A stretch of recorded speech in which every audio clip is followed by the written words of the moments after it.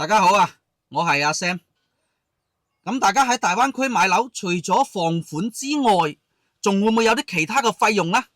咁今期我會詳細咁同大家講講。咁喺影片開始之前呢，歡迎大家對我影片嘅支持，幫手點翻個鐘仔，同埋俾翻個 like， 將視頻轉發俾一啲有需要嘅人士，等 YouTuber 知道我個視頻對大家係有幫助嘅，同埋我會有更多嘅動力去分享多一啲視頻俾大家。咁喺影片開始之前呢，首先呢就講下個契稅。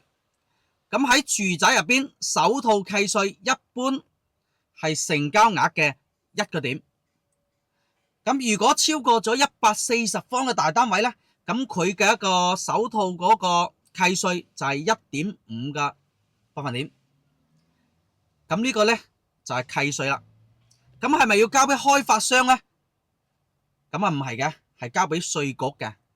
咁如果有啲人佢覺得唔放心，擔心資金安全嘅問題嘅話，咁其實係自己可以去稅局交嘅。咁第二個呢，就係嗰個物業維修基金。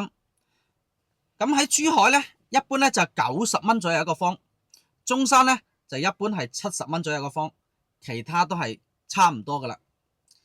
咁交完咗呢個之後呢，仲有一個叫做物業維修基金。咁你交完咗之後呢，佢係有翻一個存摺俾翻你嘅。第三個呢，就係一個律師費。咁一般呢，港澳同埋華僑嘅同胞係1500蚊到3000蚊。咁每個樓盤呢都係唔一樣嘅，基本上呢係唔會超過4000蚊。咁第四個呢，就係一個辦證費80蚊啦。咁呢一個呢，就係用於後期辦房產證嘅一個費用，一本證就80，增加多一本證就加多80。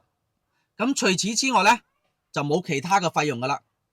但係如果喺售樓部入邊有銷售同你計價嘅時候呢，佢會同你講一啲買樓服務費呢一啲費用嘅話，我建議你最好再考慮清楚，因為喺好早之前已經明文規定咗禁止收取買樓服務費呢一類型額外嘅費用。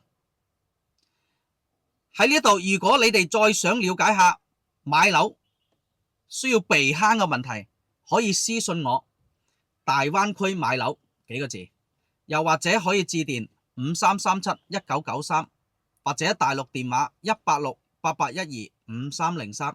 我可以用我15年做地產嘅經驗，幫你分析下究竟邊一個板塊係適合你嘅，同埋有冇邊啲開發商有可能爆雷嘅情況，我都可以提供俾你了解清楚。